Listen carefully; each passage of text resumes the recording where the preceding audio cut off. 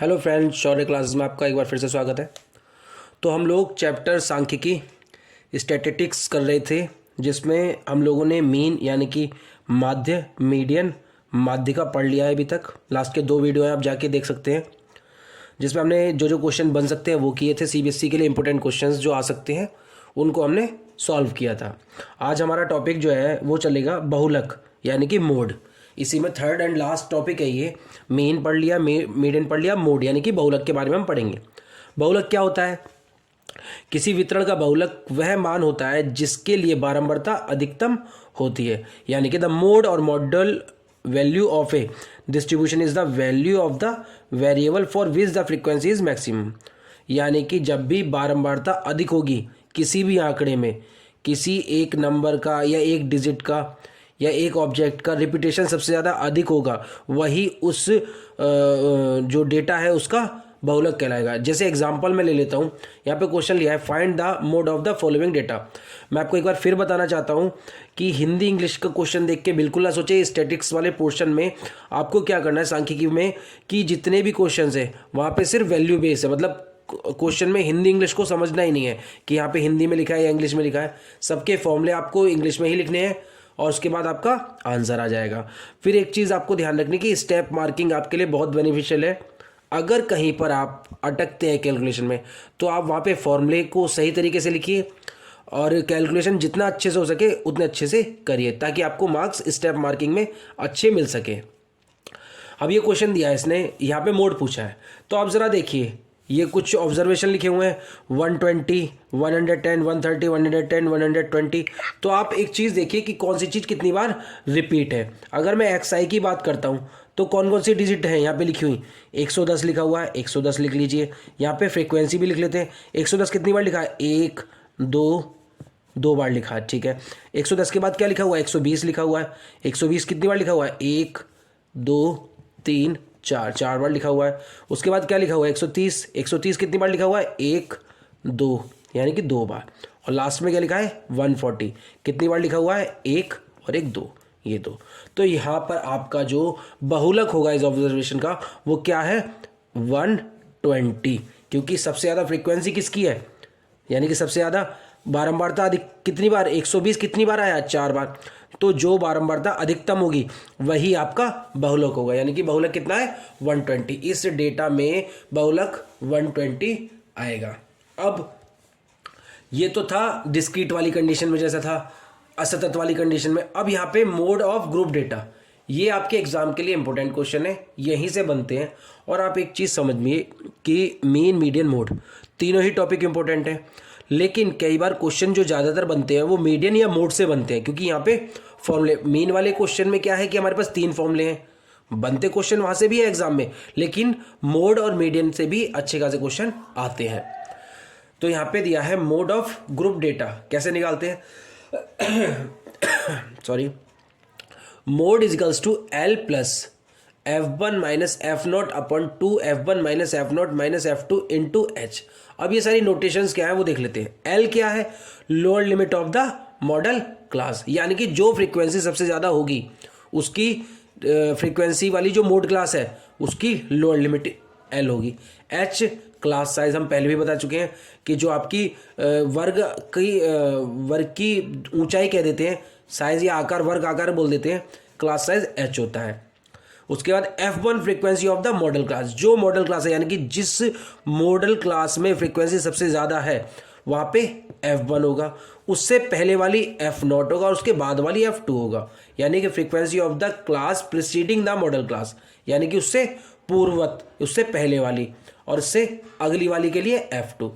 अब एग्जाम्पल में आप अच्छे से समझेंगे, मैं फिर बताता हूँ आपको कि एग्जाम्पल एक चलता है ना एजुकेशन में, इंडक्टिव और डिडक्टिव मेथड, आगमन और निगमन विधि, तो दोनों के ही अपने अपने रूल हैं। तो मैं ज़रा एग्जाम्पल पे ज़्यादा फोकस करता हूँ। एग्जाम्पल के थ्रू आसानी से चीज़ें समझ में आ जाती हैं कि क्या क्वेश्चन में दिया था, क्या फॉर्मूला था और किस तरीके से उसका यूज़ करना था। जैसे यहाँ पे लिखा हुआ है, find the mode of the following frequency distribution. ये कोई डेटा दिया हुआ है, उसने बोला कि इसमें आपको मोड निकालना है। तो आपको सबसे पहले क्या चीज़ ध्यान रखनी है? ये फ्रीक्वेंसी है, अगर इस तरीके से समझ लें कि 25 से 35 साल के कितने लोग हैं, 7 लोग हैं। 35 से 45 साल के कितने लोग हैं, 31 लोग हैं। 45 से 55 वाले 33, 55 से 65 वाले 17 और 65 से 75 वाले 11 लोग हैं।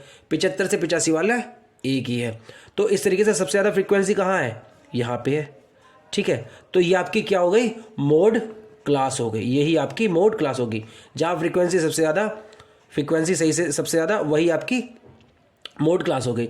तो ये जो हो जाता है ये तो एल हो जाती है, lower limit of mode class. ये आपका F1 हो जाता है। इससे पहले वाला आपका F0 हो जाता है। इससे बाद वाला आपका F2 हो जाता है। काम खत्म। आपको इतनी चीज़ पूछी थी।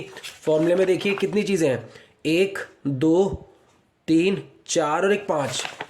4 तो हमारे सामने है। और अगर मैं H की बात करता हूँ तो आपको पता है क्लास साइज़ कितना है, class size 10।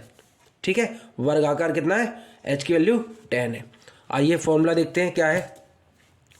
Mode is equals to क्या था, L plus F1 minus F0 upon twice F1 minus F0 minus F2 into H। आपको सिर्फ ये वैल्यू रखनी है। इसमें सबसे ज़्यादा यही फ़ायदा है कि एक ही, कोई ना क्युमुलेटिव फ्रीक्वेंसी निकालनी, ना एज्यूम करना, कुछ नहीं, मीन मीडियन की तरह कुछ नहीं करना। यहाँ सबसे ज़्यादा फ्रीक्वेंसी जो है उसको ही ले लेना है। L की वैल्यू कितनी है, 45 हो गई।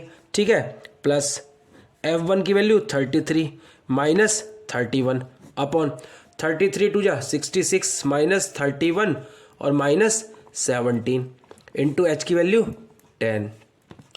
तो 45 प्लस ये कितना बचेगा, ये 2 बचता है। और यहाँ पे कितना बचता है, 18 गुणा 10। तो ये इससे डिवाइड करोगे तो 9 आ जाएगा। तो 45 प्लस इससे इसको डिवाइड करो 10/9।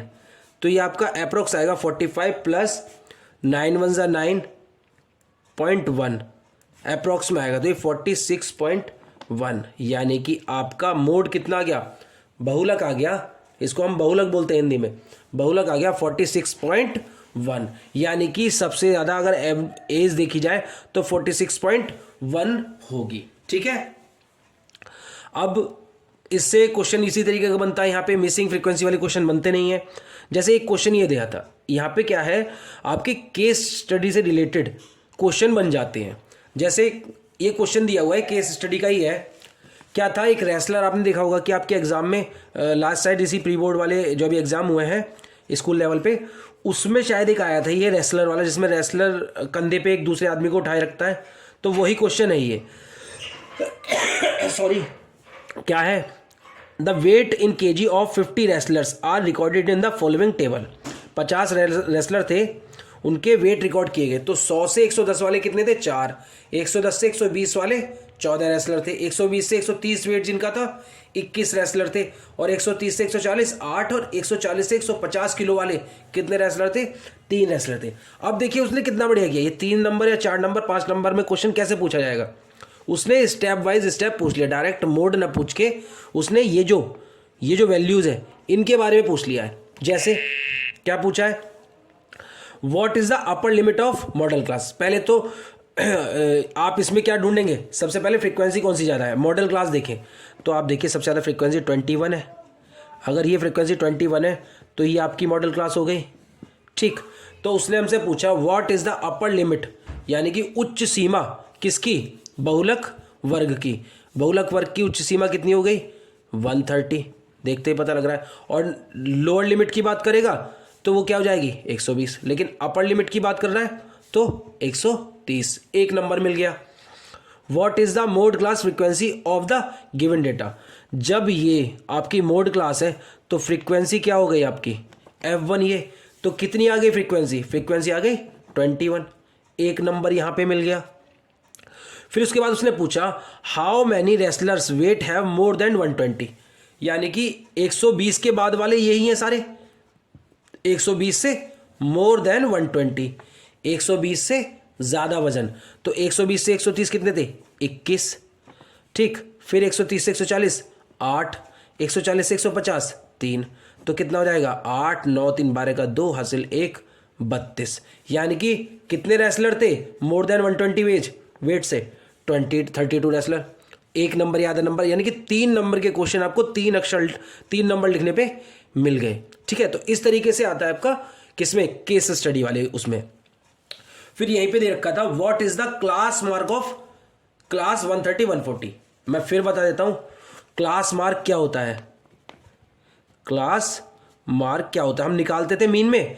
क्लास मार्क होता है upper limit plus lower limit by 2, यानी कि 130 प्लस 140 अपॉन 2। तो इसका आंसर कितना रहेगा 135। यही आपका क्लास मार्क है। अगर मैं यहाँ पे बात करूँ क्लास मार्क कितना है 105, यहाँ पे 115, यहाँ पे 125, यहाँ पे 135, यहाँ पे 145। दोनों को ऐड करो और 2 से डिवाइड कर दो। तो देखा आपने, सिर्फ एक एक लाइन भी नहीं है, मतलब एक नंबर लिखना है और आपको मार्क्स मिल जाएंगे उसी पर ही नंबर लिखने पर ही नंबर मिल रहे हैं। आप एक ये चीज़ समझिए कि कितने आसान क्वेश्चन है और आप इनको टफ मान के चलते हो। अब मैंने मीन करा दिया, मोड करा दिया, मीडियन करा दिया। अब एक लास्ट वीडियो इसके बाद मैं आपको जरूर प्रोवाइड कराऊंगा जिसमें आपके मिसलेनियस क्वेश्चन होंगे। कोशिश ये रहेगी, वैसे तो आप प्रैक्टिस खुद आपके पास प्रैक्टिस सेट होंगे, प्रैक्टिस करिए। अभी एग्ज़ाम में 1 महीना है मान के चलिए, क्योंकि उसके बाद आपके जो एग्ज़ाम स्टार्ट हो जाएंगे तो वहाँ पे आप बिजी भी हो जाएंगे। अब एक क्वेश्चन ये भी आता है, ये क्या है, empirical relation between mean median mode, यानी कि बहुल माध्य माध्यिका और बहुलक में संबंध क्या है। माध्य माध्यिका और बहुलक में क्या संबंध है।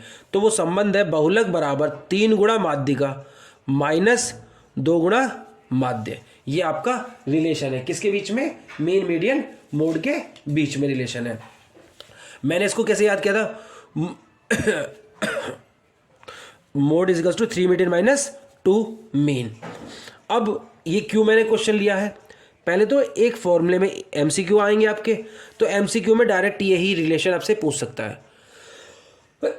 सॉरी, आपसे वो क्या करेगा, एमसीक्यू आएंगे, एमसीक्यू में डायरेक्ट यही रिलेशन पूछ लेगा कि मोड मीन मीडियन मोड में क्या संबंध है। 4 ऑप्शन दे देगा कंफ्यूज करने के लिए। अब इसको घुमा के भी दे सकता है, वो क्या घुमा के दे सकता है कि मीन इज इक्वल्स टू 1/2 ऐसे करके। तो आपको सिर्फ ये याद रखना है mode is equals to 3 median minus 2 mean. ठीक है, इसके बाद क्वेश्चन दिया हुआ है। क्वेश्चन क्या है, क्वेश्चन दिया है find the median of the data. Find the median of the data. मैं 1 मिनट क्वेश्चन और देख लेता हूं, शायद कोई क्वेश्चन मिल जाए इससे related. Find the median of the data using a empirical relation with when it is given that mode is 12.4 and mean is equals to 10.5। यानी कि उसने हमें क्या दे रखा है, बहुलक दे रखा है और बहुलक के बाद दे रखा है माध्य। उसके बाद उसने हमसे ये पूछा है, तो देख लेते हैं जरा, सॉल्यूशन देखते हैं क्या है। देखो हिंदी में भी लिख लेते हैं, इसको बोलते हैं, उसने हमसे माध्यिका पूछी है। क्या पूछी है, माध्यिका। माध्यिका पूछी है और हमें क्या दिया है, बहुलक दिया है कितना 12.4, माध्य दिया है 10.5। अब मैं आपसे ये चीज़ बताना चाह रहा था कि ये वो इस वाले मोड इज जो 3 मीडियन माइनस 2 मीन मैंने इस तरीके से याद किया हुआ है। ये इसको घुमा के भी दे सकता है। वो क्या दे सकता है, 4 ऑप्शन देगा। तो बताइए इनमें क्या रिलेशन है। वो यहाँ पे ये भी तो लिख सकता है कि मीन इज इक्वल्स टू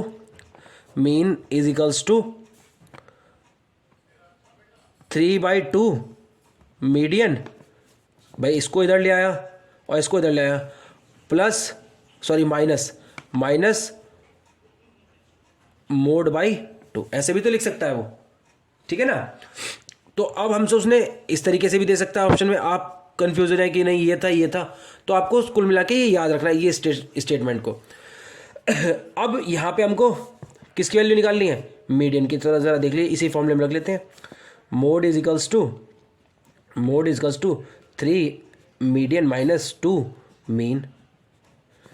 तो मोड कितना दिया हुआ है, मोड दिया हुआ है 12.4 is equals to 3 into median हमको निकालना है -2, मीन की वैल्यू कितनी है 10.5।